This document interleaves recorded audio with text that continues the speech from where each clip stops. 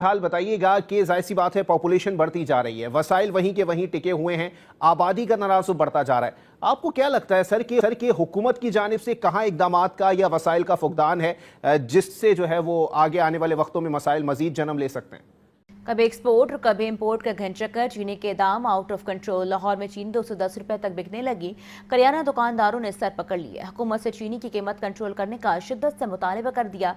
जी आया साहब, पहले बरामद का फैसला ऑल्दो उन्होंने इसकी वजह भी बता दी कि उस वक्त वाफर मिकदार में चीनी थी, फिर दरामद का मामला, और ये इस दफ़ा का मामला नहीं, ये पहले भी आता है और हमेशा जो शुगर कार्टल्स की बात कर रहे हैं उन्हीं को जिम्मेदार भी ठहराया जाता है। जब 18वीं तरमीम की बात होती है, NFC अवार्ड की बात होती है, अगेन कुछ बड़े रेडिकल चेंजेस उसमें मांगते हैं। आप जो सजेस्ट कर रहे हैं वो कोई इतना रेडिकल चेंज नहीं है, लेकिन बहरहाल है वो मईशत को लेकर।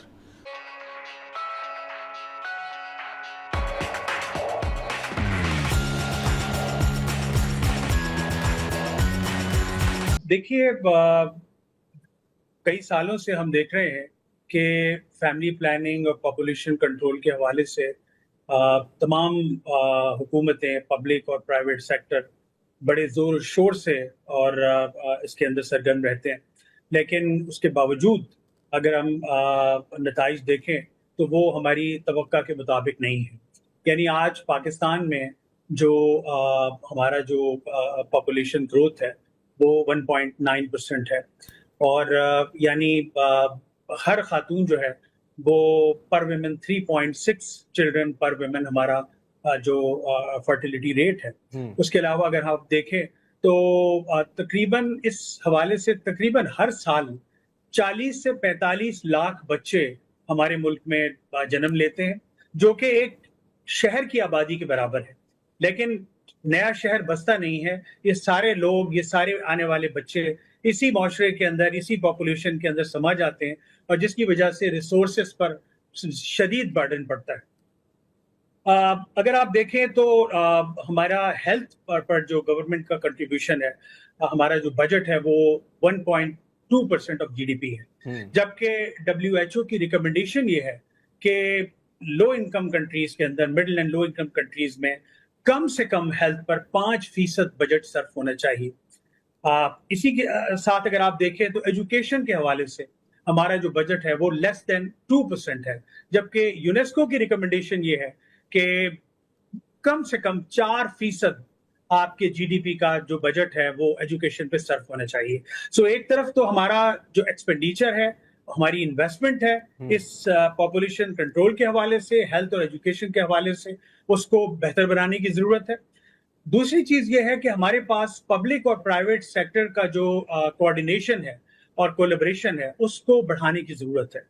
और मैं ये कहूंगा कि पाकिस्तान के अंदर हम कहते हैं कि जी 17% ऐसी खवातीन और ऐसे जो कपल्स मौजूद हैं जो चाहते हैं कि बर्थ कंट्रोल करें, कॉन्ट्रासेप्शन करें, लेकिन या तो उनकी पहुंच नहीं है, या उनके पास कमोडिटीज अवेलेबल नहीं है, या फिर उनको इस हवाले से सही जानकारी नहीं है, आगे ही नहीं है। सो इस अवेयरनेस को बढ़ाने की जरूरत है। और पैसों को लेकर ऑन दी अदर हैंड, क्योंकि जाहिर है आपने जो दो चीज़ें देखनी है, एक आपकी मुआशी ग्रोथ है और दूसरे आपकी पॉपुलेशन की ग्रोथ है, तो इनकी आपस में कोई मुताबिकत होनी चाहिए जो कि अभी नहीं है। तो अगेन आपको लगता है कि सिर्फ मुआशी पॉलिसियाँ ठीक करके हम तरक्की के सफ़र पे गामजन हो सकते हैं, या हमें साथ ही पॉपुलेशन के इशू को भी डिस्कस करना पड़ेगा? अगर दोनों तरफ बात नहीं होगी तो हम तरक्की की पटड़ी पे नहीं चढ़ सकते। ये आपने असल में मेरे ख्याल में निशिस्त का सबसे अहम सवाल जो है ना अब आपने पूछ लिया, बहुत ज़बरदस्त सवाल है ये।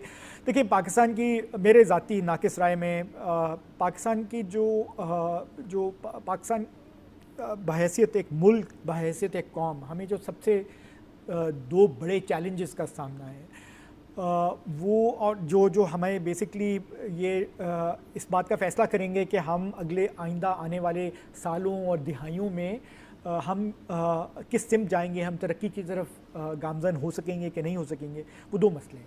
एक मसला है आबादी का, पॉपुलेशन का, और दूसरा है क्लाइमेट चेंज, माहौलियाती तब्दीली जो है। ये दोनों जो मसले हैं ये मेरे ख्याल में इतने बड़े मसले हैं कि इसके सामने और जो मसाइल हैं वो बहुत फ़रोई से लगते हैं। मतलब ये कोई बहुत ज़्यादा कि सियासत में क्या हो रहा है क्या नहीं हो रहा और क्या कहते हैं ये जो दो मसले हैं, इनको जब तक हम टैकल नहीं करेंगे, इनके ऊपर कोई लाहे अमल नहीं बनाएंगे, तो हमारी कौम के लिए, इस मुल्क के लिए तरक्की करना जो है वो बहुत मुश्किल हो जाएगा। अब देखिए उसकी एक वजह क्या है। हमने कहा कि जी 2.5% जो है वो इस पिछले माली साल के अंदर 24-25 के अंदर हुकूमत की growth rate, economic growth rate रही है। तकरीबन 2.5% से ही आपकी आबादी गई है। तो यानी कि आप एक और जो इकोनॉमी को अब मेजर करते हैं किसी मुल्क की इकोनॉमी को, वो ये कि जी पर कैपिटा इनकम उनकी कितनी है, ठीक है। तो हमारी कोई पर कैपिटा इनकम बनती है $1800-1900। तो इसका मतलब ये है कि पिछले एक साल के अंदर जो हमारी पॉपुलेशन आबादी जिस रफ्तार से बढ़ी है और इकोनॉमिक ग्रोथ, वो दोनों एक ही जैसी थी। तो हमारे पास पर कैपिटा इनकम के अंदर कोई तब्दीली नहीं है।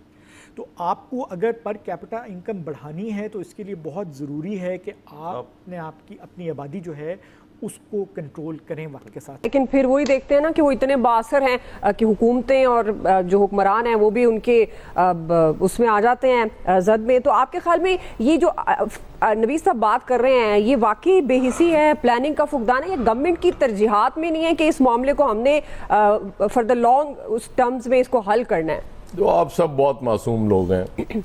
ये इनको चीनी वालों को आप माफिया कह लें, कार्टेल कह लें, जो मर्जी कह लें, इनके खिलाफ कार्रवाई नहीं हो सकती। बस मैं तो एक चीज़ जानता हूँ, ये जो चाहे कर सकते हैं। आप सिर्फ बाकी सब कुछ छोड़ दें, आप ज़रा उस लिस्ट पे नाम दौड़ाना शुरू करें कि मालिकान कौन है इन शुगर मिल्स के, किस किस फैमिली के पास कितनी कितनी शुगर मिल्स हैं, और वो आप तसव्वुर कर सकती है कि उनके खिलाफ कोई कार्रवाई करेगा या कोई वो जो नवीद साहब कह रहे हैं आम आदमी कहाँ होता है इस मुल्क में? इस मुल्क में सिर्फ खास आदमी होता है।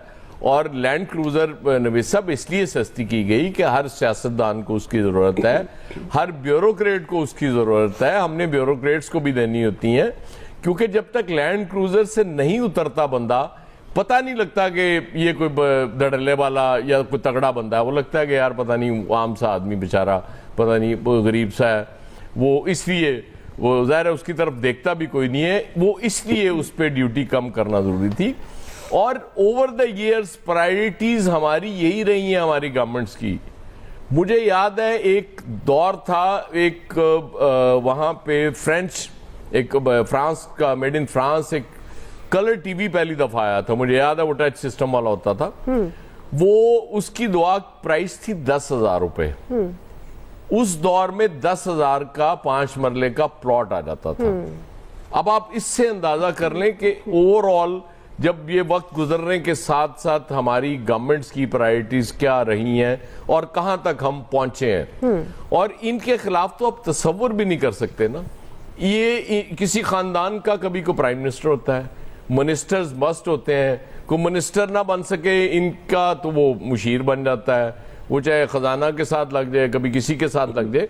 तो ये मुसलसल इक्तदार में रहने वाली कौम है जिनकी शुगर मिल्स हैं, इसलिए इनके लिए एक्सपोर्ट भी जब चाहे कर लें। एक्सपोर्ट भी इसीलिए की जाती थी कि वो हो चीनी बहुत आ गई जी मार्केट में, इतनी ज्यादा पड़ी हुई है, तो चलें ज़र मुबादला कमा लेते हैं। अच्छा, वो ज़र मुबादला कमा लिया, उसके बाद फिर आपको पता चलता है ओहो। और हर दौर में यही होता रहा है। वो जो इमरान खान के दौर की आप बात कर रही हैं, जो कमेटी बनी थी जी। और उसमें जो नाम आए थे, कोई एक्शन हुआ नहीं। आपकी क्या राय है, कमेंट करें और शेयर करें। यदि आप चैनल पर नए हैं तो चैनल को सब्सक्राइब करें। वीडियो पसंद आए तो लाइक, कमेंट, शेयर करें। जय हिंद, वंदे मातरम।